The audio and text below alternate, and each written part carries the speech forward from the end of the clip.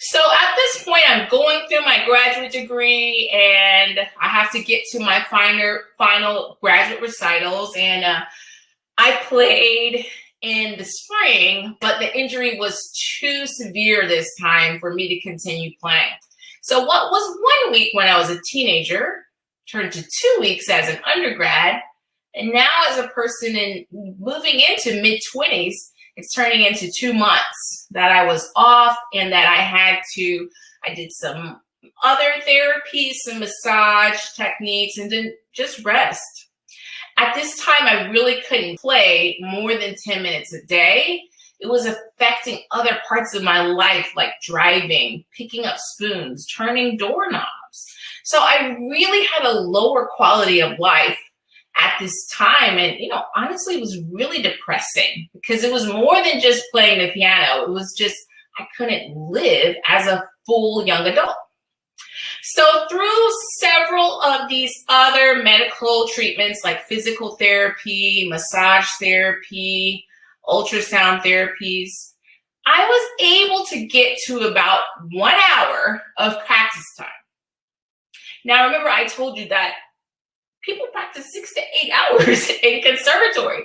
So 1 hour is like nothing. I just was trying to get through the program. So it was later in the fall at this time, actually towards the end of the year in December, that I was able to play this final concert, my final degree plan. And I wasn't in great shape, but I was functional. And so I took like 6 Advils to stop the pain. I know, don't judge me. I was like 23. And so I took these Advils and I thought, okay, I'm going to be able to get through this. I'm going to be done. And I'm going to try to find some alternative solutions to my problem. Well, with every minute of this concert, the pain got worse and worse and worse.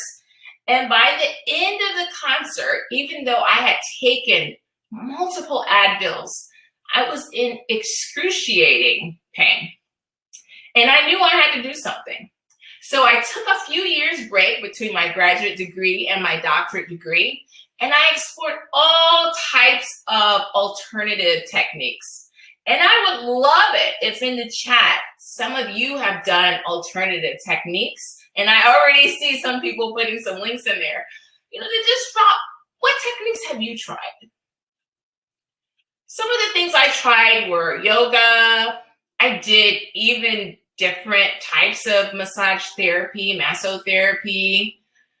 I had EKG, or the muscle one. I know there's one for heart, and I might be mixing up the letters, just to see if my muscles were functioning. And I remember as they poked me with all those needles, the doctor saying her muscles are in fantastic shape. And I thought, how? I'm in so much pain. I did Alexander technique, Taubman, many things in those few years between my graduate and my doctorate degree program. And I was able to finally get to the point where I could play for maybe 90 minutes max. And I entered the program at UT Austin. Now, fast forward, my first year of my DMA was a lot of academic work, so I didn't have to play any recitals or do any really strenuous playing.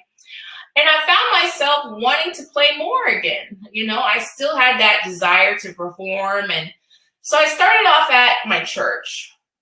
And I went to the church to, just play for service. Probably many of you play at church, and you may think to yourself, well, church playing isn't a Rachmaninoff concerto. It's a little easier than that.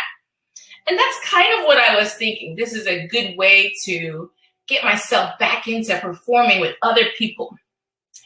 And after I did the first rehearsal, I knew I wasn't in great shape. I started to lose mobility in my right hand. So if you can see it, I think it's in the screen. This is my natural span now, but my hand started to close in a bit. And after the service on Sunday, I couldn't reach an octave. I had lost range of motion to open my hand, and I really was thinking I was done. At this point, I had this from, age 15 or so to about my mid-20s.